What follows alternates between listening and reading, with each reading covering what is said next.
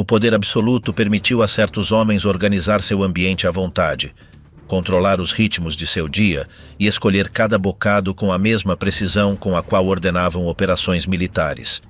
Alguns viviam rodeados de luxos, outros optavam pela frugalidade como forma de disciplina. Nem todos comiam o mesmo, nem comiam igual, mas cada um impunha regras na mesa, reflexo direto de sua forma de governar. Em tempos de guerra, a comida para eles não era escassa. Havia cozinheiros pessoais, menus seletos e horários que eram respeitados inclusive sob bombardeios. Mesmo detidos, doentes ou encurralados, mantiveram rituais mínimos antes do final. Em celas, bunkers ou casas destruídas, não deixaram de comer. Alguns se recusaram a provar um bocado, outros exigiram seu prato habitual. Cada decisão alimentar à beira da morte revelou parte de seu caráter, de seu controle, de seu temor ou indiferença. Nada foi casual, nem a fome, nem a gula. O que comeu cada um em sua última hora, quando já nada podia mudar seu destino?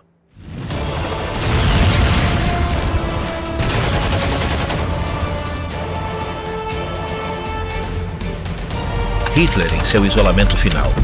Rotina, paranoia e um prato sem sabor. Desde sua entrada na política alemã, Adolf Hitler construiu uma figura sustentada em símbolos, rotinas e projeção de força. Fundador do Partido Nacional Socialista e principal arquiteto do Terceiro Reich, sua ascensão se baseou no uso do discurso, na manipulação do ressentimento social e na promessa de restaurar a grandeza nacional. Em poucos anos, passou de um agitador desconhecido a concentrar em suas mãos o poder absoluto do Estado. Governou com rigidez, instaurou um sistema de controle ideológico e levou o continente a uma guerra que mudaria a história. Sob seu comando, a Alemanha invadiu a Polônia, a França e boa parte da Europa do Leste, estendendo um conflito que envolveu dezenas de nações e provocou milhões de mortes. Ao longo do conflito, Hitler manteve uma rotina estrita que refletia sua disciplina pessoal. Levantava-se tarde, recebia informes durante o dia e jantava de forma tardia. Seu círculo mais próximo conhecia seus costumes, que incluíam caminhadas noturnas, longas conversas e comidas sem carne.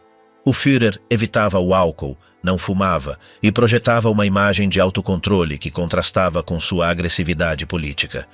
Embora tivesse cozinheiros e assistentes dedicados exclusivamente a atender seus requerimentos, seus hábitos alimentícios não se destacavam pelo luxo, mas pela repetição. Conforme a guerra avançou, as derrotas no fronte oriental e os bombardeios aliados debilitaram seu controle. A queda de Stalingrado marcou um ponto de ruptura e o cerco de Berlim em abril de 1945 selou o destino do regime. À medida que as tropas soviéticas se aproximavam, Hitler se refugiou no Führerbunker, uma estrutura subterrânea construída como último reduto de comando. Ali permaneceu durante os últimos dias de sua vida, rodeado de colaboradores que continuavam executando funções formais enquanto o país colapsava ao seu redor. O espaço do bunker era reduzido, escuro e cada vez mais tenso. As discussões aumentavam, os informes traziam notícias desesperadas e o líder do Terceiro Reich se tornava mais silencioso. Sua saúde se deteriorava rapidamente, seu estado de ânimo oscilava entre o enojo e a resignação e seu vínculo com a realidade se desvanecia. Ainda assim, o protocolo era mantido. Comidas eram preparadas, uniformes eram limpos e saudações eram repetidas. Nesse ambiente, a relação de Hitler com a comida adquiriu um novo sentido, marcado pelo abandono físico, pela paranoia e pela negação do inevitável. Nos dias finais do Terceiro Reich, o bunker da chancelaria em Berlim se converteu no único cenário onde Adolf Hitler manteve sua rotina, isolado do mundo exterior. Enquanto a cidade era reduzida a escombros pelos ataques soviéticos, o Führer permanecia sob a terra, trancado em uma existência paralela marcada por gestos repetidos, ordens sem efeito e rituais pessoais que já não respondiam a nenhum fronte real. Sua relação com a comida nesses últimos dias reflete tanto sua deterioração física quanto o afundamento da estrutura que havia levantado ao longo de anos. O almoço diário se converteu em um ato vazio. O protocolo era mantido com toalhas de mesa limpas, pratos de porcelana branca e talheres polidos, mas as porções eram mínimas e o interesse de Hitler em comer havia desaparecido quase por completo. Apenas sua cozinheira, Constanze Manziarly, conseguia fazê-lo provar pequenos bocados vegetarianos que ele mal tocava. As refeições, que em outros tempos eram espaços de conversação extensa, se transformaram em silêncios prolongados. As paredes da sala de jantar subterrânea se cobriam de uma quietude carregada de resignação. Naquele isolamento sem janelas, o ditador seguia pedindo chá, sopas claras e pratos sem carne. Sua obsessão com a dieta vegetariana, que havia mantido como símbolo de disciplina pessoal, era agora um hábito mecânico. Rejeitava os alimentos pesados e ordenava que os doces fossem retirados. Às vezes, enquanto o estrondo da artilharia sacudia as paredes, Manziarly lhe oferecia um caldo que ele sorvia sem olhar para ninguém. Os assistentes sabiam que não se tratava de um capricho alimentar, mas de um desgaste progressivo. A comida, assim como o poder, já não tinha sabor. Embora os bombardeios se intensificassem a cada hora, no bunker ainda se conservavam as rotinas. A cozinheira se apresentava com pontualidade. Os ajudantes de quarto preparavam a mesa como se tudo seguisse seu curso normal. As listas de compras incluíam ingredientes que ninguém consumiria.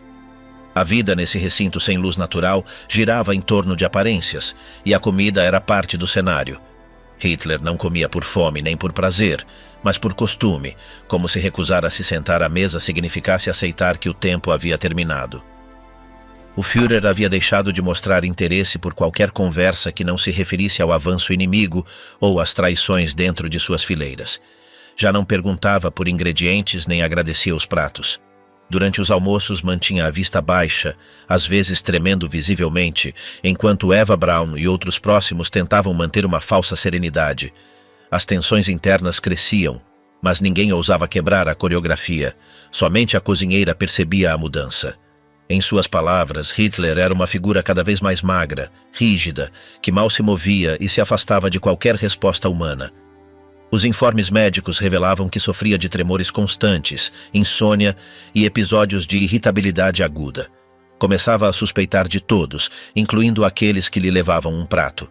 Manziarly foi vigiada de perto, não por desconfiança pessoal, mas porque o Führer temia ser envenenado.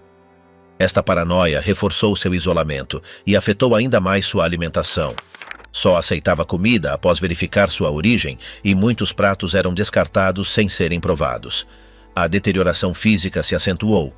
Sua roupa, justa meses antes, pendia solta de seu corpo. Caminhava arrastando os pés e comia em silêncio, como se cada colherada implicasse um esforço desnecessário. Em meio a esse ambiente, a comida havia deixado de cumprir qualquer função vital. Só se conservava por inércia. Em 30 de abril, o dia em que pôs fim a seus dias, Hitler tomou o café da manhã como sempre. Chá claro, pão duro e geleia sem açúcar. O acompanhavam Eva Braun e seus assistentes mais próximos. A cozinheira, embora presente, não preparou nada especial. Já não havia nada especial a preparar. Aquele café da manhã foi silencioso e breve. Depois, Hitler se retirou com Braun para seu quarto. Poucas horas depois, tudo terminou. O último prato servido havia sido uma xícara de chá.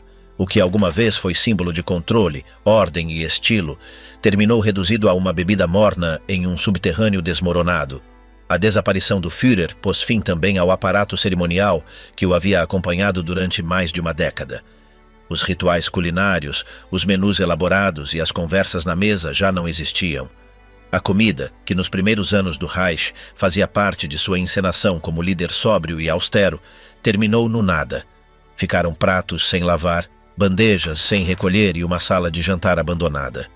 Depois disso, Manziarly tentou fugir junto com outros membros do pessoal. Foi capturada por soldados soviéticos e seu destino final permanece desconhecido. Alguns relatos afirmam que foi executada, outros que desapareceu na confusão da Berlim em ruínas. O certo é que a última pessoa a preparar os alimentos do ditador também desapareceu sem deixar rastro, como se seu vínculo com a mesa do Führer selasse sua sorte. A história de Hitler e sua relação com a comida em seus últimos dias reflete mais que o declínio de um homem. Mostra como inclusive os hábitos mais pessoais se esvaziam de sentido quando se perde tudo. Seu último menu, tão simples como seu final, resume a queda de quem controlou a Europa com punho de ferro e terminou temendo uma xícara de sopa. Göring. Poder, gula e a ceia que não foi servida. Durante os anos iniciais do regime nacional-socialista, Hermann Göring se converteu em um dos homens mais influentes da Alemanha. Herói de guerra condecorado durante o conflito de 1914, alcançou notoriedade como líder de esquadrilhas e mais tarde como presidente do Reichstag. Sua proximidade com Hitler o colocou rapidamente na elite da nova ordem.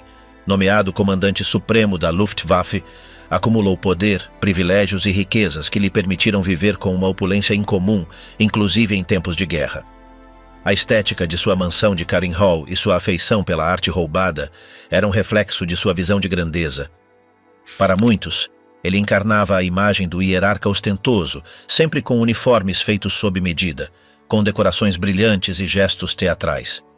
À medida que o conflito avançava e as derrotas se acumulavam, sua figura foi perdendo peso político, mas nunca abandonou seu papel de símbolo do antigo esplendor do regime. Sua queda foi tão abrupta como sua ascensão, e o processo de Nuremberg o confrontou com uma realidade que nunca havia considerado: prestar contas sem privilégios. Desde o princípio do julgamento, Hermann Göring marcou a diferença.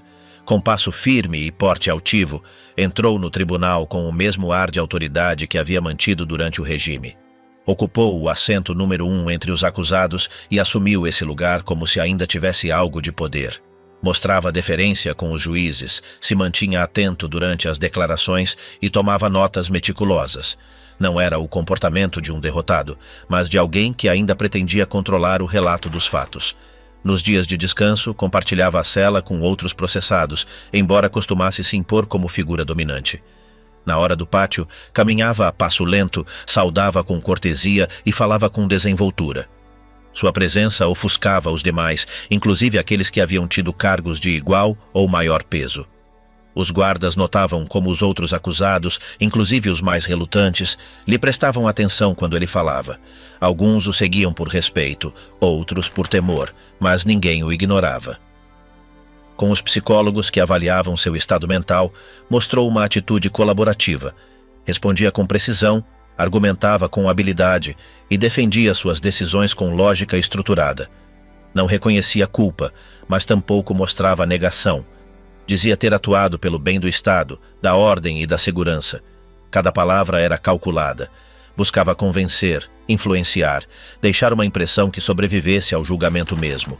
Durante as refeições, se observava uma rotina marcada. Pela manhã, tomava café preto com pão e algo de fruta. Evitava o café da manhã quente, alegando que não precisava. No almoço, escolhia os pratos com esmero. Preferia as sopas grossas, o pão de centeio e as carnes servidas com couve cozida. Rejeitava as sobremesas com açúcar refinado. Dizia que o doce não combinava com seu estômago. Costumava comentar que em seus tempos em Karin Hall, seu cozinheiro pessoal preparava ensopados de caça e confeitaria sem igual, mas não o dizia com nostalgia, e sim como dado biográfico. Os jantares eram similares, embora menos abundantes. Bebia chá com pão e frios. Não costumava falar enquanto comia. Alguns internos comentavam que nesses momentos parecia concentrado em outra coisa. Olhava fixamente a bandeja, mastigava com lentidão e raramente levantava a vista. Um dos guardas anotou que, em ocasiões, parecia contar mentalmente os bocados. Não era ansiedade, mas cálculo. Sua forma de comer tinha algo de ritual, como se tentasse manter o controle sobre o pouco que lhe restava. À medida que o julgamento avançava, a atenção internacional aumentava. Os meios publicavam ilustrações, crônicas e comentários sobre cada acusado. Na maioria dos casos, os retratavam como figuras apagadas, envelhecidas ou derrotadas. Göring, no entanto, aparecia como alguém que ainda conservava vitalidade. Alguns jornalistas o descreviam como astuto, outros como manipulador. Sua imagem dividia opiniões, mas ninguém duvidava de sua inteligência. Essa percepção o fortalecia, e ele o sabia. Perto do final do processo, as sentenças começaram a ser delineadas. Göring foi condenado com clareza, sem nuances. Sabia que o desfecho estava decidido. Ainda assim, manteve sua compostura. Não protestou, não suplicou. Voltou para sua cela em silêncio. Ali, solicitou livros, papel e lápis. Passava horas escrevendo. Ninguém sabia ao certo o que redigia, mas parecia concentrado. Às vezes desenhava planos, outras tomava notas sobre as audiências. Dizia que queria deixar um testemunho ordenado. Nos últimos dias, pediu pão integral, carne branca e vegetais cozidos. Rejeitou as comidas processadas e solicitou que não lhe oferecessem doces. Tomava apenas água e um pouco de chá à noite. Um dos oficiais comentou que, fazia semanas, guardava uma pequena bolsa de tecido entre seus pertences. Não era visível, mas ele sabia que estava ali. Ninguém suspeitou de seu conteúdo até que foi tarde demais. Na noite anterior ao cumprimento da sentença, se trancou cedo. Não pediu companhia nem fez ligações. Deixou suas notas empilhadas, limpou sua bandeja com precisão e dobrou sua roupa com esmero. A luz de sua cela se apagou na hora habitual. Na manhã seguinte, não respondeu à chamada do guarda. Ao entrar, o encontraram imóvel, deitado na beliche, com expressão serena. Sobre a mesa, uma carta. O médico confirmou que seu estado era irreversível. A pequena bolsa de tecido havia desaparecido. Os informes posteriores detalharam que ele havia utilizado um método reservado apenas para quem ainda conservava conexões externas ou antigos privilégios. Ninguém pôde determinar com certeza como ele havia conseguido conservá-lo. O fato gerou discussões entre os carcereiros, mas não se investigou além. Para alguns foi seu último ato de desafio.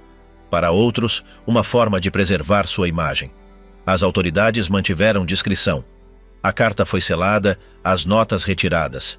Foi permitido apenas um breve comunicado. Nele, se explicava que o prisioneiro número 1 não estaria presente na execução. Não foram dados mais detalhes. Os demais acusados foram transferidos para o recinto estabelecido. Um deles perguntou por Göring. Responderam que ele não assistiria. Ninguém mais falou do tema. Nos dias seguintes, a rotina voltou ao tribunal. As sentenças foram executadas sem contratempos. A figura de Göring se desvaneceu entre os registros. Seus pertences foram classificados e armazenados. Alguns foram destruídos, outros arquivados. Na memória daqueles que o observaram, ficou a imagem de um homem que até o último momento buscou conservar o controle. Sua forma de caminhar, de falar, de escolher a comida, de anotar cada detalhe. Tudo parecia parte de um plano maior. O último gesto, silencioso e calculado, fechou um ciclo. Não deixou lugar para improvisações. Cada elemento havia sido disposto com anterioridade. Em um ambiente onde a maioria havia perdido toda a iniciativa, ele manteve a sua até o final. Não houve testemunhas, nem despedidas. Apenas um corpo estendido, uma carta selada e uma ausência que disse mais que qualquer palavra. Heinrich Himmler, o último chá do Reichsführer. Heinrich Himmler, um dos pilares do regime nazista, passou de ser um estudante de agricultura com aspirações idealistas a se converter no chefe absoluto da SS e cérebro da maquinaria repressiva do Terceiro Reich. Apesar de não ter experiência militar direta, construiu uma organização que combinava culto ideológico, burocracia rígida e capacidade operacional, situando-se como figura central no aparato de controle do nazismo. Sua figura projetava ordem, eficiência e determinação, embora em privado mostrasse uma sensibilidade peculiar pela higiene, pela dieta, pelos rituais esotéricos e pelo simbolismo germânico. Durante os anos de guerra, Himmler dirigiu das sombras programas de deportação, campos de concentração, execuções em massa e estruturas de vigilância. Tudo enquanto cultivava uma imagem de servidor metódico do Estado. Nas etapas finais do conflito, sua influência começou a se erodir, particularmente quando tentou negociar em segredo com os aliados ocidentais sem autorização de Hitler. Esta manobra foi interpretada como traição direta. A partir desse momento, ele se tornou uma figura marginalizada dentro do círculo nazista, sem apoio nem poder efetivo. Tentou fugir nos últimos dias da guerra usando uma identidade falsa, disfarçado de membro de uma unidade de polícia do exército alemão, esperando passar despercebido entre as colunas de prisioneiros de guerra. Foi capturado por forças britânicas nas proximidades de Bremervörde, após ser detido em um controle de rotina. Levava a documentação sob o nome de Heinrich Hitzinger e seu comportamento suspeito levou os agentes a separá-lo do grupo. Durante o interrogatório, um dos oficiais notou que usava óculos similares aos dos altos funcionários nazistas e que tinha uma mandíbula proeminente como a do Reichsführer.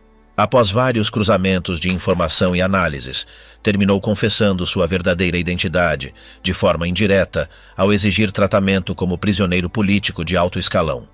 As autoridades britânicas o transferiram sob vigilância para Lüneburg para uma avaliação mais profunda. Uma vez sob custódia, foi revistado cuidadosamente pela equipe médica do exército britânico. O desnudaram por completo, examinaram suas roupas, inspecionaram sua boca e cavidades, sem achar nada suspeito. Em uma segunda revisão, um médico detectou algo estranho em sua dentadura superior. Foi justo nesse instante quando Himmler, com um movimento abrupto da mandíbula, liberou uma cápsula que havia escondido em um pequeno compartimento dental e a mordeu sem hesitar. Caiu no chão convulsionando enquanto a espuma começava a sair de sua boca. Os oficiais tentaram impedi-lo, introduzindo seus dedos para lhe tirar o objeto, mas já era tarde demais. Poucos minutos depois, seu corpo ficou inerte no chão do centro de detenção. Horas antes desse momento, haviam-lhe oferecido uma comida simples. Segundo os relatórios dos agentes britânicos, lhe serviram uma bandeja com pão branco, manteiga, um pouco de queijo macio e uma xícara de chá quente. Não se queixou nem fez observações. Comeu em silêncio, com movimentos lentos, sob a vigilância constante dos guardas. Foi sua primeira e última comida como prisioneiro formalmente identificado. Nessas condições, rodeado de médicos e oficiais, sem uniforme nem insígnias, se mostrou dócil e resignado. O chá foi o único líquido que consumiu por completo, sem olhar para ninguém, sem emitir palavra alguma, como se em seu interior já tivesse decidido cada passo. Durante os anos de apogeu nazista, Himmler era extremamente rigoroso com sua alimentação. Promovia dietas naturais, frequentemente vegetarianas, e era obcecado com a limpeza interna do corpo. Rejeitava produtos refinados, evitava as carnes vermelhas e preferia os vegetais cozidos. Em suas visitas a campos, frequentemente levava sua própria comida em recipientes especiais, preparados por seu cozinheiro de confiança. Não era fã de banquetes nem da gastronomia exuberante de outros dirigentes. Sua relação com a comida era marcada por uma mistura de controle pessoal e crenças pseudocientíficas sobre a pureza física e espiritual. Em várias ocasiões, recomendou regimes de desintoxicação a seus subordinados, convencido de que o equilíbrio interno determinava a fortaleza moral e o cumprimento do dever. No inverno de 1943, quando o Terceiro Reich começava a mostrar sinais de fratura, Himmler intensificou seus hábitos alimentares e adotou uma dieta ainda mais austera. Ingeria apenas pão integral, leite quente, cenouras cozidas e ocasionalmente papa de aveia sem adoçar. Considerava que o açúcar enfraquecia o julgamento. Estas práticas, embora estranhas para quem o rodeava, eram parte de seu sistema de crenças. Inclusive, durante as reuniões com oficiais de alto escalão, preferia levar consigo sua própria comida antes de comer o que lhe era oferecido. Sua cela interior não tolerava os excessos, nem sequer na mesa. Já nos últimos dias de abril de 1945, ao compreender que Berlim estava sitiada e que seus canais de comunicação estavam fechados, Himmler tomou a decisão de sair da área protegida. Não deixou notas nem explicações detalhadas, mas se sabe que seu plano era cruzar para a zona norte da Alemanha, se aproximar de forças britânicas e buscar uma via de negociação pessoal. A operação foi caótica. Passou por diversas casas de contato, trocou de uniforme, se desfez de seus documentos oficiais e adotou uma identidade falsa, mas manteve consigo a cápsula oculta, preparada com antecedência para evitar ser julgado por tribunais inimigos. No momento de sua morte, as autoridades ordenaram que seu corpo fosse enterrado em um lugar não identificado para evitar que se convertesse em local de peregrinação ou símbolo. A bandeja com restos de pão e manteiga, assim como a xícara de chá, ficaram documentadas nos registros do centro de detenção, como elementos evidenciais. Não deixou declarações nem palavras finais. Sua última escolha consciente foi silenciosa, precisa e planejada. O pão com manteiga, o gole de chá quente, a cápsula escondida e o chão de uma sala médica improvisada selaram o final de quem alguma vez dirigiu milhões de vidas de um escritório em Berlim. Para os britânicos que presenciaram a cena, foi um momento confuso e tenso. Alguns tentaram reanimá-lo, outros se limitaram a tomar nota da hora exata e do conteúdo do informe. O médico de plantão declarou que nada mais podia ser feito. O protocolo se fechou com a entrada de seu nome real, a data e a causa de morte assinalada com termos clínicos.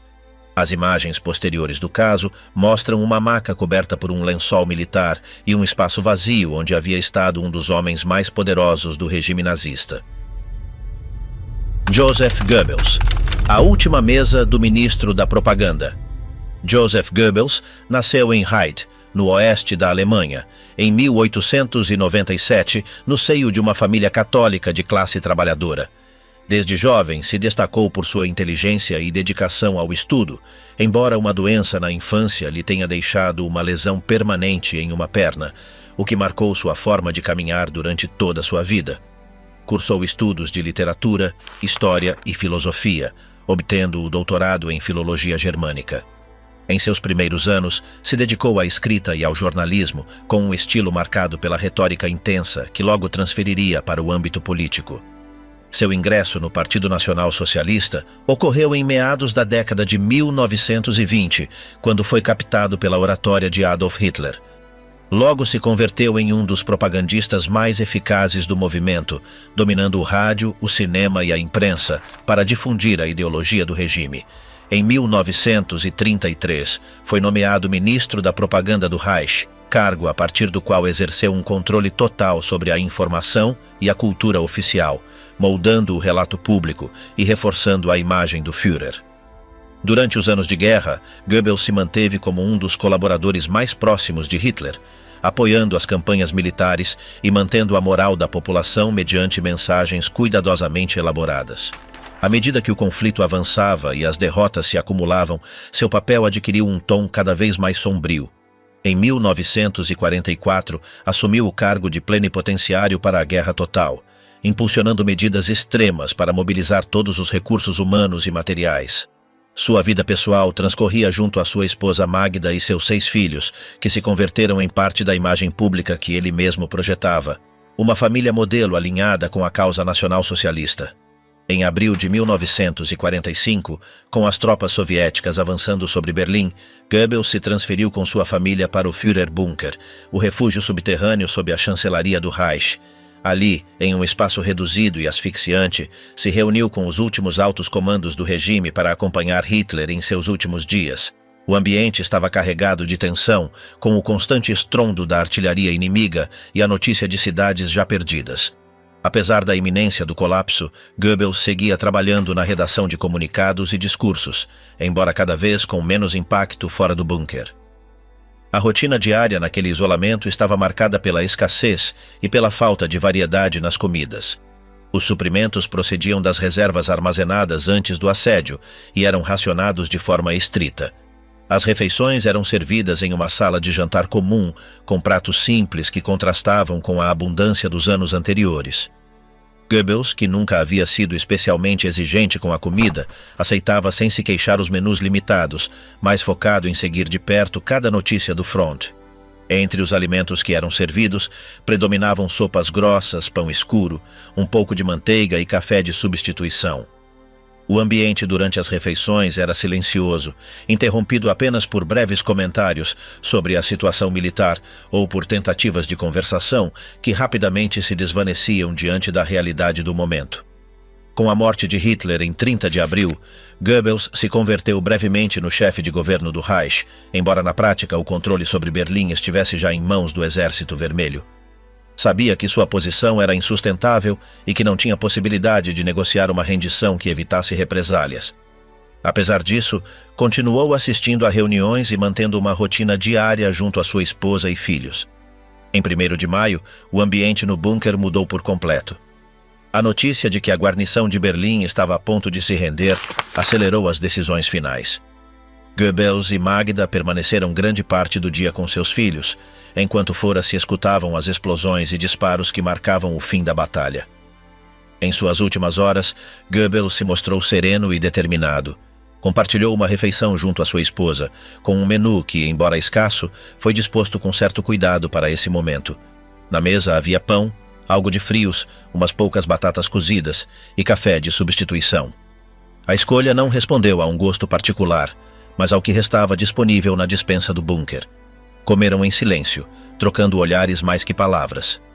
Depois, Goebbels passou um tempo com seus filhos, em uma tentativa de manter uma imagem de normalidade que ocultasse a gravidade do que estava por acontecer. O contato com outros membros do bunker se limitou ao imprescindível, e suas conversações giravam mais em torno de disposições logísticas que de despedidas emotivas. Ao cair da tarde, o casal se retirou para uma zona afastada do complexo subterrâneo. O pessoal que os assistia recebeu instruções claras de não interrompê-los. O final chegou de forma rápida, utilizando meios que haviam sido preparados com antecedência e cuja natureza se comentava em voz baixa. Minutos depois foi disposto o traslado de seus corpos para o exterior, onde foram parcialmente incinerados junto a uma das saídas do bunker, seguindo um procedimento similar ao que havia sido feito com Hitler e Eva Braun. A improvisação e a falta de combustível impediram que o fogo consumisse por completo os restos. Joseph Goebbels passou de ser um dos homens mais poderosos do regime nacional socialista a um símbolo de seu colapso em questão de dias. Sua carreira, marcada pela manipulação da informação e pela construção de um relato oficial, terminou em uma sala estreita e escura, com uma refeição frugal como último ato cotidiano, antes de um final que nunca esteve disposto a enfrentar em mãos do inimigo. A cena final, longe de discursos multitudinários ou gestos grandiloquentes, foi composta por uma mesa modesta, alimentos simples e o silêncio compartilhado com a única pessoa com a qual decidiu viver esse momento. Albert Speer, 20 anos, pão da prisão e memória polida. Albert Speer nasceu em Mannheim em 1905, no seio de uma família abastada dedicada à arquitetura. Sua infância transcorreu entre estudos técnicos e uma educação clássica, orientada por seus pais para que continuasse a tradição profissional. Após finalizar o ensino médio, ingressou na Universidade Técnica de Munique e depois na de Berlim, onde se formou como arquiteto. Nesses anos, ainda longe da política, mostrou uma inclinação pelo desenho monumental e pela ordem geométrica, elementos que mais tarde seriam seu selo distintivo. Seu ingresso no Partido Nacional Socialista em 1931 não respondeu a uma militância ideológica intensa, mas à busca de oportunidades de trabalho em um contexto de crise econômica e falta de encomendas. Sua habilidade técnica e seu senso estético o levaram a se integrar rapidamente no círculo próximo de Adolf Hitler, que viu nele o arquiteto capaz de materializar suas visões grandiosas para a capital e outros projetos do Reich. A ascensão de Speer foi meteórica. Em pouco tempo, passou de desenhar cenários para comícios do partido a ser o arquiteto principal de Berlim e mais tarde ministro de Armamento e Produção Bélica. Nesse cargo, que assumiu em 1942 após a morte de Fritz Todt, reorganizou a indústria de guerra alemã com uma eficácia que prolongou o conflito além do previsto pelos comandos militares aliados. Seus métodos, baseados na centralização da produção e na racionalização de recursos, aumentaram notavelmente o fornecimento de armas, embora isso implicasse o uso extensivo de mão de obra forçada, incluindo prisioneiros de guerra e trabalhadores deportados de territórios ocupados. Esta faceta de sua gestão o situaria, no final da guerra, no centro das acusações por crimes de guerra e contra a humanidade. Nos últimos meses do Terceiro Reich, Speer tentou manter sua influência sobre Hitler, mas também começou a perceber que a derrota era inevitável. Durante as reuniões no bunker da chancelaria, seu papel foi o de um técnico que buscava prolongar a resistência enquanto avaliava, em privado, formas de se distanciar das decisões mais extremas. A relação com outros hierarcas, como Joseph Goebbels e Martin Bormann, se tornou cada vez mais tensa. As discussões sobre a destruição de infraestruturas para impedir seu uso por parte do inimigo o levaram a discordar de Hitler, chegando inclusive a desobedecer ordens diretas para preservar recursos essenciais para a população civil. Estas decisões, embora o tenham afastado parcialmente do círculo mais radical, não apagaram sua responsabilidade no sistema de exploração de mão de obra do regime. Com a capitulação alemã em maio de 1945, Speer foi preso pelas forças aliadas.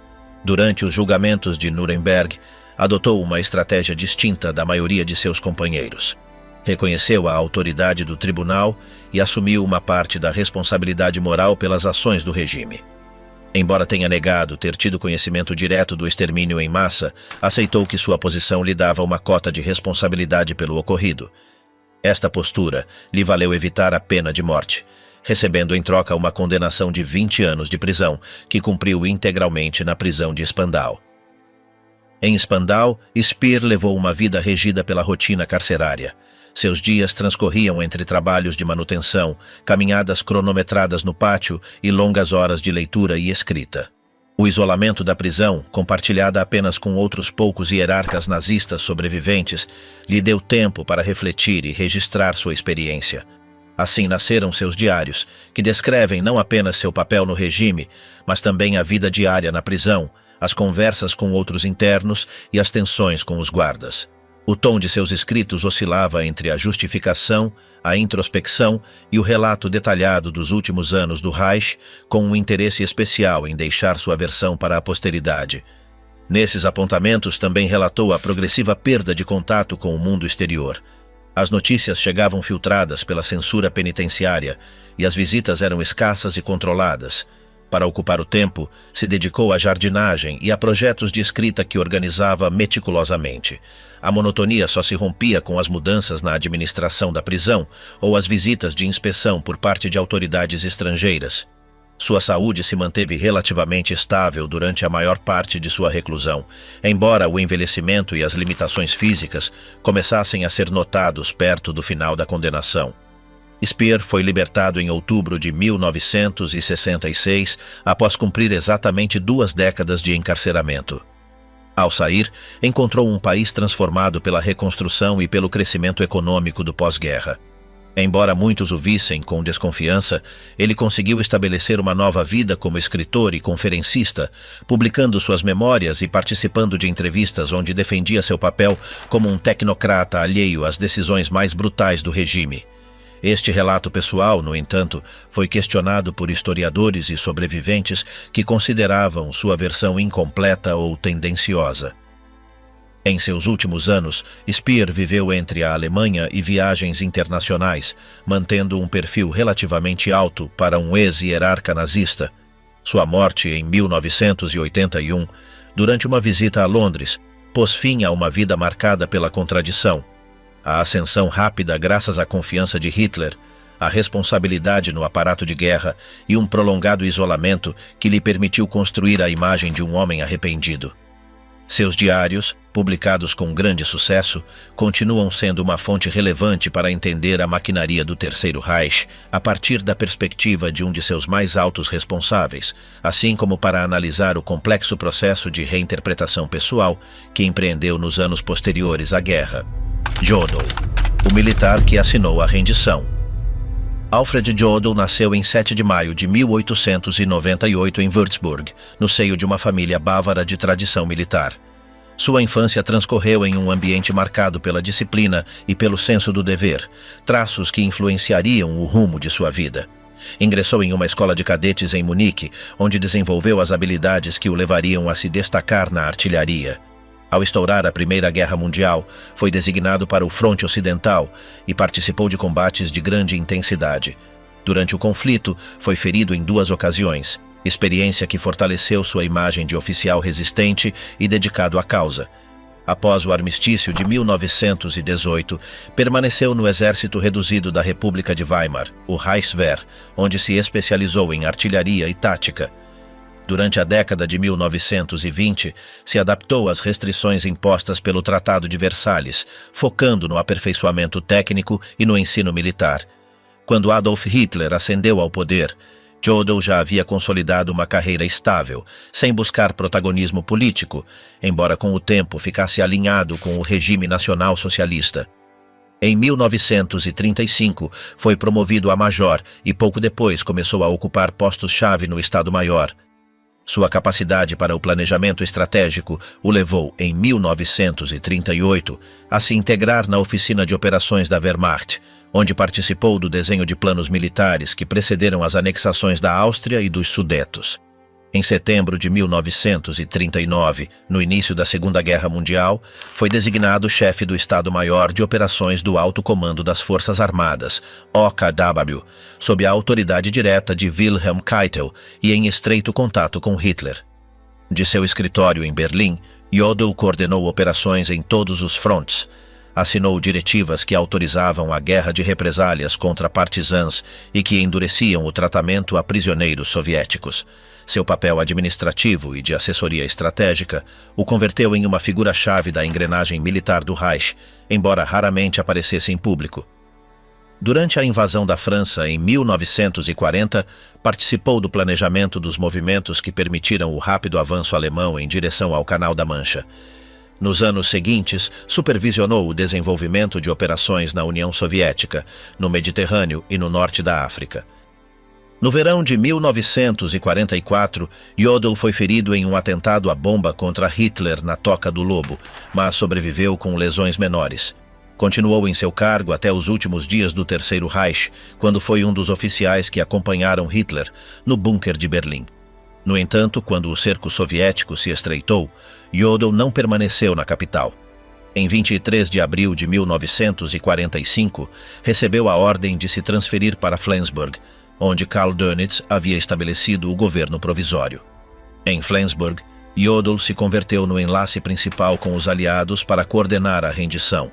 Em 7 de maio de 1945, em Reims, assinou a capitulação incondicional de todas as forças alemãs, que entrou em vigor no dia seguinte.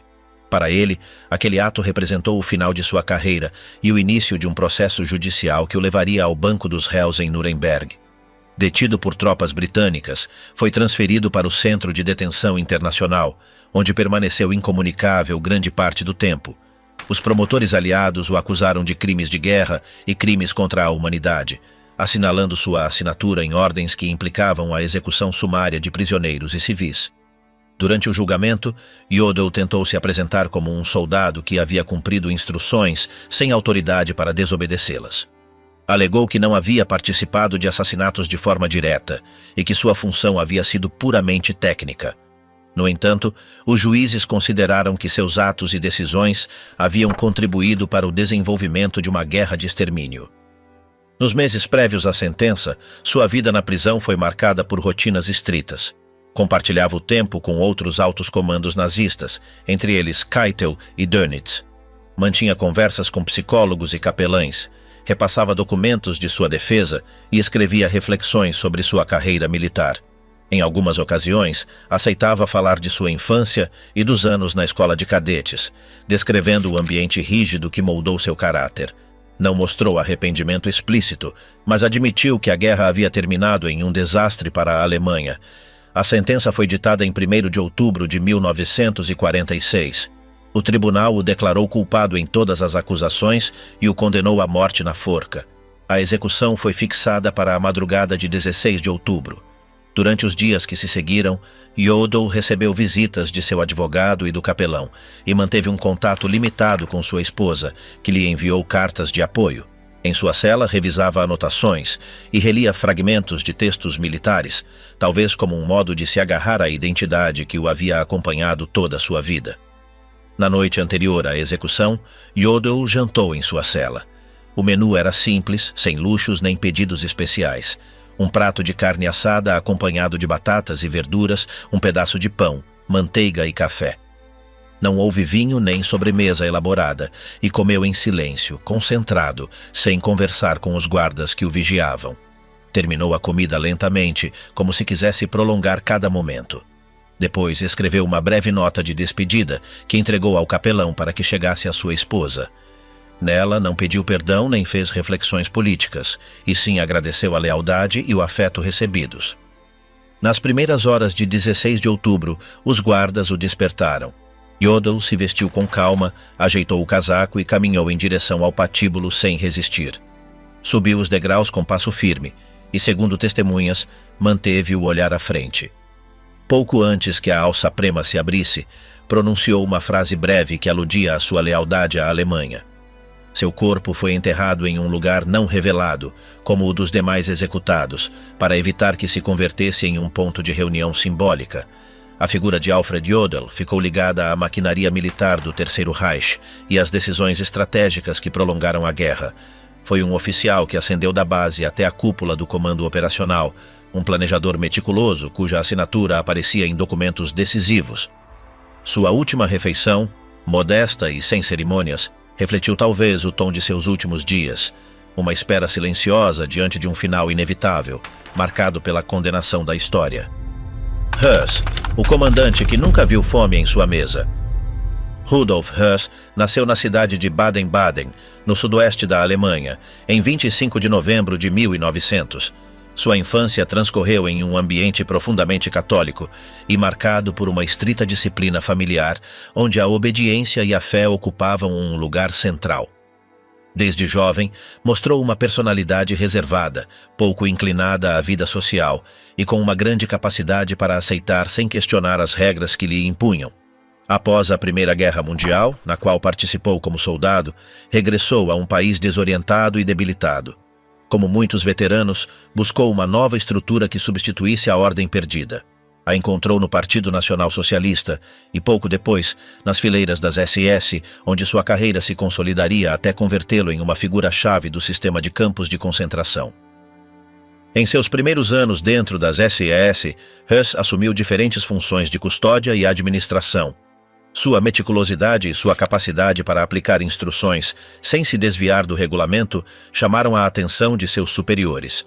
Foi destinado a Dachau e mais tarde a Sachsenhausen, onde aprendeu os métodos de organização que depois adaptaria em seu cargo mais conhecido, comandante de Auschwitz. Em 1940, recebeu a ordem de pôr em marcha o campo e o dirigiu até 1943, quando foi transferido para uma função administrativa na inspeção de campos de concentração. Regressou a Auschwitz em 1944 para supervisionar as operações durante as deportações em massa vindas da Hungria. Em todo momento, mostrou uma capacidade para planejar com exatidão e um desinteresse absoluto pelos aspectos humanos de seu trabalho. A vida cotidiana de Höss em Auschwitz era marcada por uma estrita rotina. Levantava-se cedo, revisava informes, percorria instalações e se reunia com oficiais subordinados.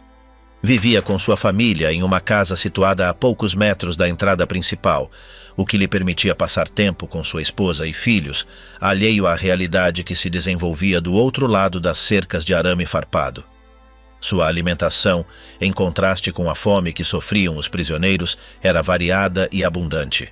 Em suas memórias, descreveu que na mesa não faltavam carnes, frios, pão branco e sobremesas preparadas por cozinheiros do serviço das SS.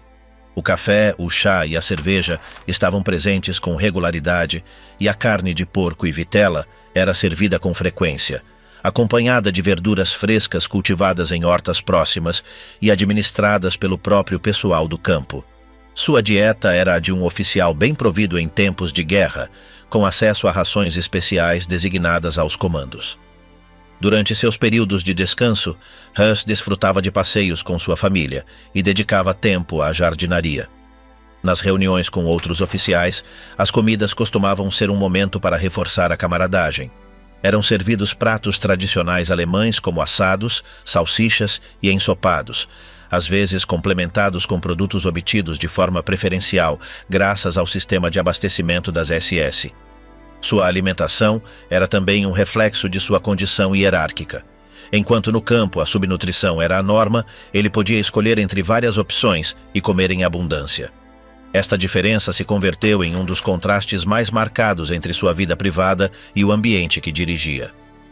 Após a queda do Terceiro Reich, Höss tentou desaparecer.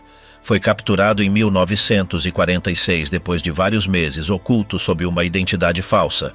Sua detenção foi marcada por um forte interrogatório, durante o qual relatou com detalhe o funcionamento de Auschwitz e seu papel nas deportações e execuções.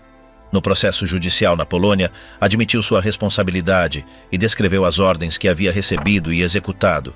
Durante sua estadia na prisão, escreveu suas memórias, onde incluiu referências à sua infância, sua formação nas SS e também detalhes de sua vida diária como comandante, incluindo seu regime alimentar. Reconheceu que, mesmo em meio à guerra, nunca lhe faltaram os alimentos básicos nem os produtos de qualidade. Na cela, suas comidas se reduziram ao essencial. O menu consistia principalmente em pão, sopa leve e café ou chá em pequenas quantidades. Ainda assim, comparado com os prisioneiros do campo que havia dirigido, sua dieta seguia sendo mais nutritiva. Em seus últimos dias, a alimentação se converteu em um assunto simbólico. Passou de dispor de uma mesa cheia de opções a receber porções medidas e simples. Antes de sua execução, que teve lugar em 16 de abril de 1947 em Auschwitz, lhe ofereceram uma comida final. Segundo os registros, consistiu em um prato de carne com batatas, pão branco e café, um menu que lembrava os almoços habituais que havia desfrutado durante sua época como oficial. Não se sabe se comeu com apetite ou em silêncio, mas foi a última vez que teve um prato preparado especialmente para ele. Em seus escritos, Höss mencionou que a comida, para além de sua função básica, também havia sido um elemento de poder. Na estrutura das SS, a alimentação fazia parte dos privilégios que distinguiam os comandos da tropa e estes dos prisioneiros. Os produtos mais seletos estavam reservados para quem ocupava cargos de responsabilidade, e a cozinha de oficiais funcionava de maneira independente da tropa, com acesso a melhores ingredientes e um serviço mais cuidado. Höss, como comandante, podia inclusive receber alimentos importados ou enviados de outras regiões, um privilégio que nem todos os oficiais de menor patente desfrutavam. Na vida familiar, as comidas eram também um momento de união. Sua esposa, Hedwig, mantinha o costume de sentar todos à mesa, com pratos servidos à maneira tradicional. Os filhos comiam antes dos adultos e as reuniões familiares costumavam incluir alguma sobremesa, especialmente tortas ou bolos que eram assados na própria moradia. A cozinha estava bem equipada e o pessoal doméstico se ocupava de manter um abastecimento constante. Inclusive nos períodos mais intensos de operações no campo, a vida doméstica e as comidas em família se desenvolviam com normalidade em um ambiente alheio ao que acontecia fora. A transição desse ambiente para a prisão foi brusca. Höss passou de tomar o café da manhã com café com pão fresco, manteiga e geleia, a receber pão duro e uma infusão leve. Os almoços, que antes incluíam carne assada ou ensopada, se converteram em sopas claras com poucos ingredientes. Os jantares deixaram de ser reuniões familiares e se reduziram a um pedaço de pão e uma bebida quente. Em várias ocasiões, mencionou que não se queixava da comida na prisão, embora reconhecesse que não era comparável com a que havia desfrutado em liberdade. A mudança na dieta refletia também a mudança em seu status, de comandante com acesso privilegiado a prisioneiro que recebia o que lhe era dado. Em seus últimos escritos, não deixou reflexões emocionais sobre sua alimentação, mas sim anotações práticas, como os horários em que as comidas eram servidas, ou o tipo de pão que recebia. Sua descrição era detalhada e objetiva, sem expressões de nostalgia. Para ele, a comida havia sido sempre um elemento a mais dentro da ordem e da rotina. Inclusive, em seus últimos momentos, se manteve fiel a essa visão, aceitando sua última refeição como parte de um procedimento, sem lhe outorgar um valor simbólico declarado. A figura de Rudolf Höss segue sendo uma das mais representativas do sistema de campos de concentração. Sua capacidade para organizar e executar ordens, sua vida pessoal paralela ao horror que administrava e o contraste entre sua alimentação e a das vítimas formam parte do retrato que deixou em suas memórias. A comida em sua história não foi apenas um detalhe secundário, mas um indicador de sua posição, de sua desconexão com o sofrimento alheio e dos privilégios que desfrutou até o final. Desde sua juventude até sua última noite, o prato que tinha à sua frente refletia o lugar que ocupava na hierarquia, e sua passagem da abundância à austeridade marcou também o trânsito de um poder absoluto a uma condenação inevitável. As escolhas alimentares daqueles que ocuparam os níveis mais altos do regime nazista não se limitaram ao funcional. Até o final, mesmo em condições extremas ou à espera de uma sentença, eles tentaram preservar rotinas, gostos e gestos que os haviam acompanhado durante anos. Alguns mantiveram preferências marcadas por sua vida anterior, outros modificaram seus hábitos sob a pressão do isolamento, da doença ou da derrota. O ato de comer, longe de ser secundário, revelou formas de enfrentar o ocaso, resignação, obstinação, rotina ou simplesmente necessidade. Cada refeição final, por mais modesta ou estranha que tenha sido, se converteu em uma expressão do que ainda podiam controlar quando todo o resto já lhes havia sido arrebatado. A última coisa que entrou em seus corpos não foi apenas alimento, mas um reflexo a mais de quem eles foram, até o último momento.